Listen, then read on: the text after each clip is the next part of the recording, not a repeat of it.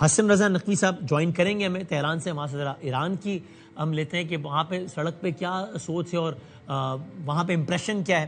اور منصور جعفر صاحب بھی ہمیں جوائن کریں گے, آپ مڈل ایسٹ کے ایکسپرٹ ہیں, تاکہ ہمیں ذرا تینوں حوالوں سے یہ پتہ لگے. عادل نجم صاحب, thank you very much for your time sir. یہ میرا پہلا سوال آپ سے بڑا معصومانہ ہے.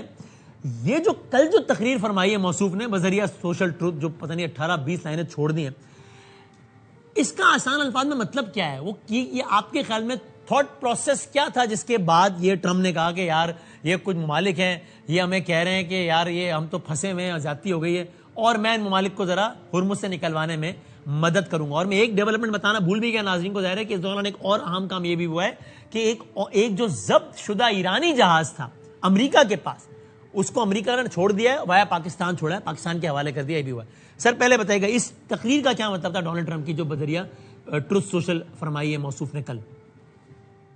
بہت شکریہ وسیم. ڈونلڈ ٹرمپ کی سوچ کا یا ان کے ذہن میں کیا ہو رہا ہے اس کا میں کوئی تعین کر سکوں اتنی تو میری اوقات نہیں ہے. بلکہ میرا خیال ہے خود ٹرمپ سے بھی پوچھا جائے کہ بھائی جان آپ نے 4 گھنٹے پہلے جو کہا ہے اس کے تو وہ کہے گا پتہ نہیں کہہ دیا تھا یار, ابھی آگے بڑھو بس.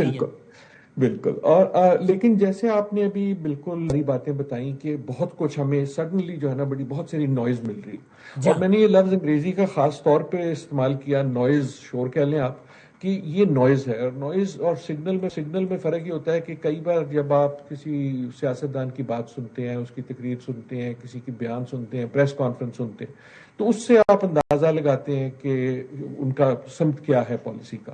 جب جنگ ہوتی ہے تو جنگ میں نوائز زیادہ ہوتی ہے اور سگنل کم ہوتا ہے. صحیح. اور خصوصاً ڈونلڈ ٹرمپ کے ساتھ, اور نہ صرف ڈونلڈ ٹرمپ کے ساتھ, خصوصاً اس دور میں ٹویٹ بازی میں نوائز جو ہے وہ اور بڑھ گئی ہے. لیکن ہم نے یقیناً پچھلے 24 گھنٹے میں ایک نیا موڑ, میں ایسکلیشن کہنے والا تھا لیکن شاید ہو یا نہ ہو, لیکن نیا موڑ ضرور ہے. دیکھیں, اگر ہم 24 گھنٹے کو 40-50 گھنٹے بنا لیں تو اس سے پہلے کیا ہوا کہ ایک جو تھا ایران کی طرف سے کچھ جو خیالات یا جو اگلا جو تھا ایک میسج وہ پہنچا امریکہ تک. امریکہ نے اس کو ریویو کیا, اس پہ بھی پہلے تھوڑی بیان بازی ہوئی, ریویو کے بعد ایک جواب چلا گیا ایران کے پاس. ایران نے کہا اچھا ہم دیکھتے اور ہم جواب دیتے.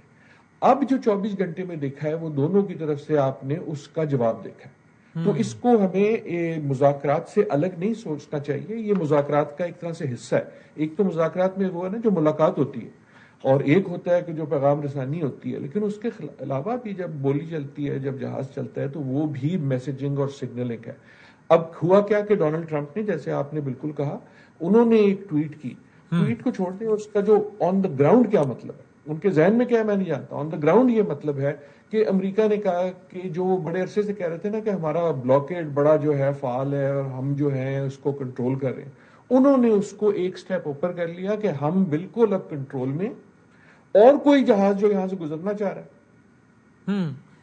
کرتے ہیں دوبارہ ڈسکنیکٹ ہو گیا کہ عادل نجم صاحب کہہ رہے ہیں کہ ٹرمپ کی کل کی ٹویٹ کا مطلب یہ ہے کہ اس نے ایک سر بڑھایا ہے, ایسکیلیٹ کیا اپنے طور پہ, کہ پہلے تو وہ یہ کہہ رہا تھا کہ ہم نے بحری ناکہ بندی کر لی ایران کی سمندری, اب وہ یہ کہہ رہے ہیں کہ نہ صرف یہ کہ ناکہ بندی کر لی ہے بلکہ جس کو گزرنا ہے تو ہم ذرا گزار بھی دیتے ہیں یہاں سے. ابھی عادل نجم صاحب دوبارہ رابطہ ہوتا ہے تو ہم بات کرتے ہیں. مین ویل اگر منصور جعفر صاحب جو کہ مڈل ایسٹ ایکسپرٹ ہیں, منصور صاحب سن پا رہے ہیں؟ السلام علیکم. جی وعلیکم السلام. جی میں سن پا رہا ہوں سر.